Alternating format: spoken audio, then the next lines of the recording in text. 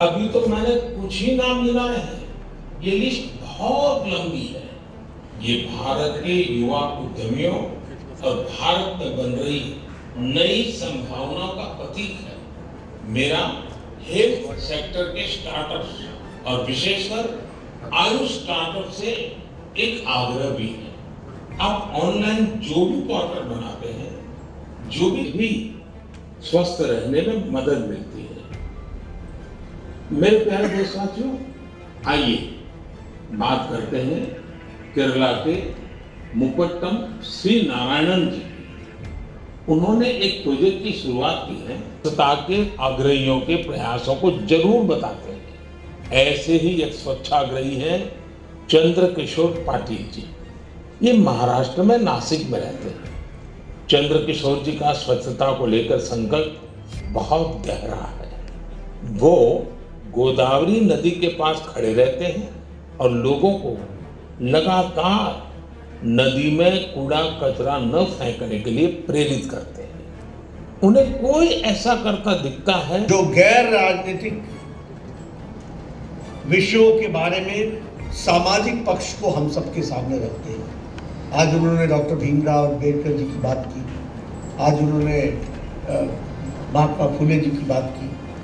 ये सब लोगों ने सामाजिक समानता के लिए अपना योगदान किया है। तो मित्रों, हम सब लोगों का ये दायित्व बन जाता है कि अगर 130 करोड़ देश के प्रधानमंत्री हर महीने सीधा संवाद हमारे साथ करते हैं और ये 87th टाइम वो हमारे साथ जुड़े हैं, तो हमारा भी ये धर्म बन जाता है कि हम कम से कम अपने मोहल्ले में, अपने साथियों के साथ, अपने मित्र साथियों के साथ, अपने परिवार में इसके एक तो साथ देखने का प्रयास करें और साथ ही साथ ज़्यादा से ज़्यादा लोगों तक ये संदेश पहुंचाने का प्रयास करें। और इस क्या कहना चाहिए?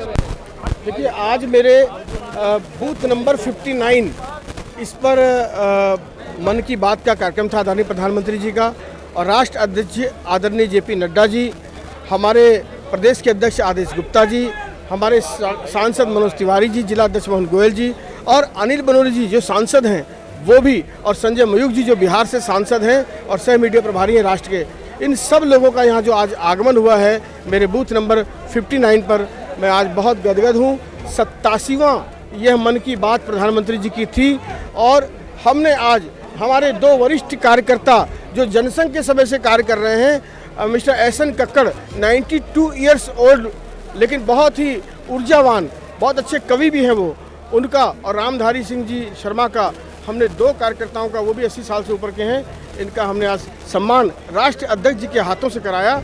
और यह यहाँ पर जीवन भर स्मृति में रहेगा कि हमारी बूथ पर राष्ट्रीय अध्यक्ष एक बूथ पर सुनने के लिए आए थे प्रधानमंत्री जी को, हम सबके साथ साझा। कोई ऐसी समस्या भी उठाई हो जैसे लोगों ने जो हल करने के लिए बोला गया हो? नहीं, मोदी जी के सिपाही हैं हम लोग और समस्या समाधान हम लोग कर लेते हैं, इसलिए राष्ट्रीय अध्यक्ष जी को तो आज हमने स्वागत किया और कार्यकर्ताओं का सम्मान बढ़ाने का काम किया।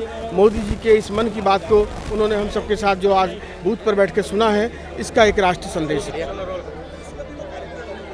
जी अध्यक्ष जी, आज एक बूथ मन की बात प्रोग्राम में बूथ कार्यकर्ता से लगाकर और प्रदेश से लगाकर राष्ट्रीय अध्यक्ष तक आपके कार्यक्रम में आए, क्या कहना चाहिए? ये भारतीय जनता पार्टी में ही संभव है कि एक बूथ पर आकर पार्टी का राष्ट्रीय अध्यक्ष कार्यकर्ताओं को संवर्धन करता है। अभी परसों केजरीवाल जी कह रहे थे भारतीय जनता पार्टी के कार्यकर्ता का काम झंडे ही लगाना है क्या, पोस्टर लगाना है क्या।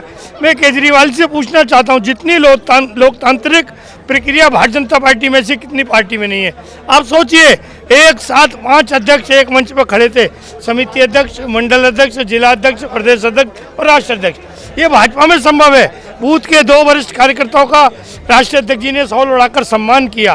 केजरीवाल जी से पूछिए, तुम्हारे तो फाउंडर मेंबर भी आप उनको लात मार मार कर भगा दिया, चाहे कुमार विश्वास हो, आपने किसको छोड़ा है? इसलिए आपको कहते हुए शर्मानी चाहिए।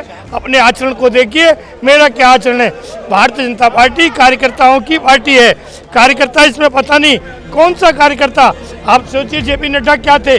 जेपी नड्डा जी 1993 से पहले 1986 में विश्वविद्यालय की राजनीति करते थे, पोस्टर लगाकर, झंडे लगाकर, विधायक बनकर आज वो राष्ट्रीय अध्यक्ष हैं। राजनाथ सिंह साधारण अध्यापक से राष्ट्रीय अध्यक्ष बने, बाद में आज रक्षा मंत्री हैं। अमित शाह सहकारिता आंदोलन से निकलकर पोस्टर लगाकर गुजरात के गृह मंत्री बने, फिर देश के गृह मंत्री बने, राष्ट्रीय अध्यक्ष बने।